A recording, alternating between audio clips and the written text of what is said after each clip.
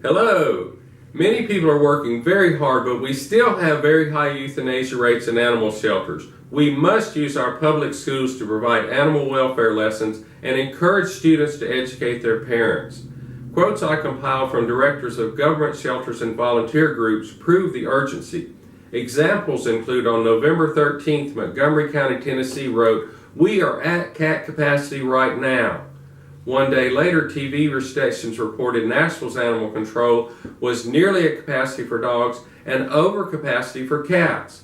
This overcapacity is extremely important because it occurred while Nashville is a pilot city for a very large pet food company that's giving them amazing help in adopting, education, philanthropy, and direct action.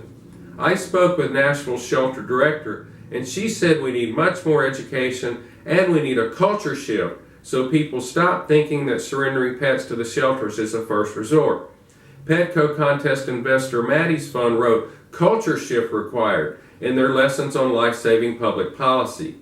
Maddie's Fund has seminars on compassion fatigue experienced by shelter staff and volunteers.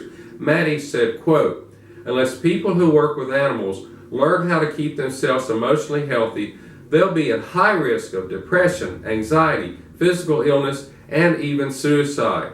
Later I'll provide quotes that prove the heartbreak many are experiencing now.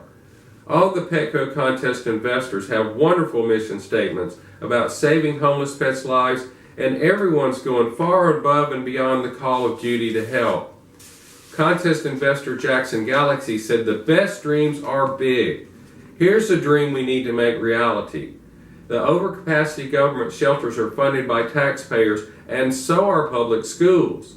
We can save millions of lives by assuring lessons on animal welfare are taught to 100% of our current and future generations, and also encourage them to tell their parents. We also need religious and community leaders and news media to increase messages about the overcapacity shelters. We need this to be very important in the priorities of elected officials. We may need to create a political action committee. I talk with people about this very often. Most people love animals very much, but the great majority are not aware of the shelter's overcrowding and high euthanasia rates. I believe more people will spay and neuter when they're aware. Thousands of nonprofits and businesses are working to help animals. Please realize the tremendous power we'll have when we join together to make all of this happen. In our written summary, you'll see many urgent quotes from government officials and rescue groups.